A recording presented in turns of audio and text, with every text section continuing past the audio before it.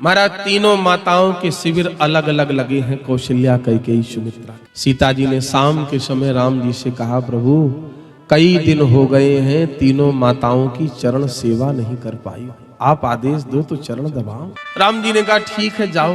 श्री जानकी जी गई, जैसे जाने लगी तो राम जी ने परीक्षा लेते हुए पूछ दिया, सच बताना सीता, तीनों माताओं में सबसे पहले चरण किसके दबाओ? कौशल्या के कि कैकेयी के कि सुमित्रा? सीता जी ने भी बड़े प्रेम से कहा, प्रभु तीनों माताओं में सबसे पहले आप किससे मिले थे? राम जी बोले, मछली माँ से। सीता जी ने कहा, बस मैं भी मछली माँ के ही चरण दबाऊंगी। राम जी ने परीक्षा लेते हुए पूछ दिया, सीता सच बताना, तुम उस कैकेयी के चरण दबाओगी? भगवान देखना चाहते हैं कि सीता के हृदय में कैकेयी के प्रति क्या भाव है। तुम उस कैकेयी के चरण दबाना चाहती, उस कैकेयी के? सीता जी बोले, किस कैकेयी के? राम जी बोले, जिस कैकेयी ने तुझे और मुझे अयोध्या में चैन से नहीं रहने दिया, घर से निकाल दिया, उस कैकेयी के चरण दबाओगे? सीता जी ने भगवान के मुख पर हाथ रख के कहा, प्रभु आप जैसे मर्यादा पुरुषोत्तम के मुख से ये अमर्यादित बातें शोभा नहीं देती।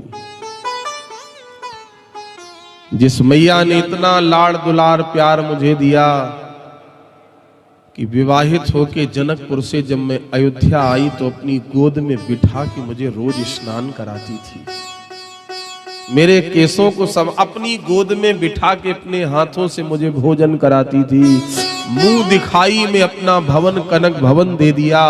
जिस मैया कैकेयी के लाड़ दुलार के आगे में अपनी सगी मां सुनैना को भूल गई, प्रभु एक दिन उसी मैया ने गुस्से में आके कह दिया, मेरे बेटे बहू 14 वर्ष के लिए घर से निकल जाओ।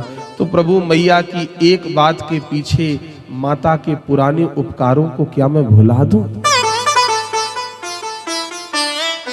राम जी बोले, बस सीता मैं तुम्हारे मुख से यही सुनना, जल्दी जाओ जल्दी।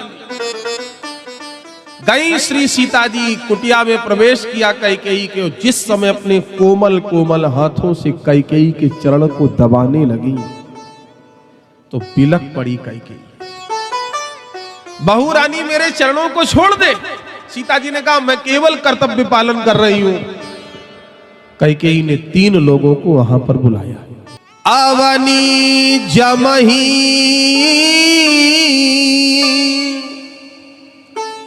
जाचती कैकेयी,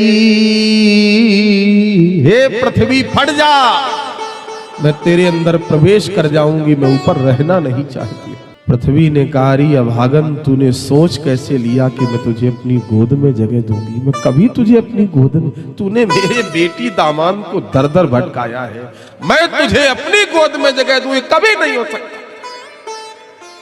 यमराज से कहा, हे यम देवता मुझे बुला लो। यमराज ने कहा, हमने अभी मृत्यु नहीं लिखी है, हम तो वही करते जो ब्रह्मा जी के रजिस्टर में लिखा जाता। ब्रह्मा जी से कहो, ब्रह्मा जी से कहा, महीना बीच विधि नीच न देई,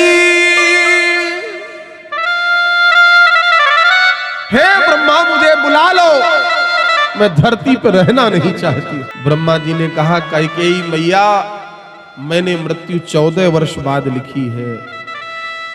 कैकेयी ने कहा, कोई उपाय तो बताओ।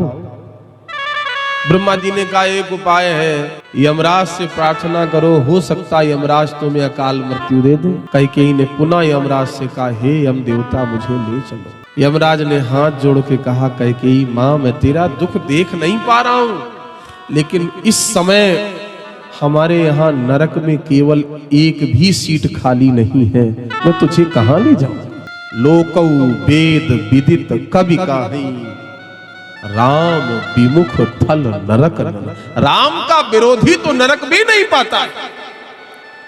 श्री राम जी शिविर के बाहर खड़े खड़े ये सब बातें सुन रहे थे, दौड़ के शिविर के अंदर गए, अपना माथा महारानी कैकेयी के चरणों में पटक दिया।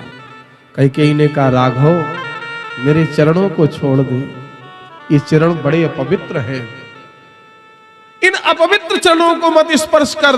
राम जी ने चरणों को पकड़ के कहा, मां आज ये राम डिम डिम घोष करके कह रहा है, धरती पर अगर तेरे चरण पड़े नहीं होते तो कि कोई ये नहीं जान पाता कि भाई भाई का प्यार कैसा होता है, बाप और बेटे का प्यार कैसा होता है। ये मैया सिर्फ तेरी चरणों की कृपा से, तेरी कृपा से।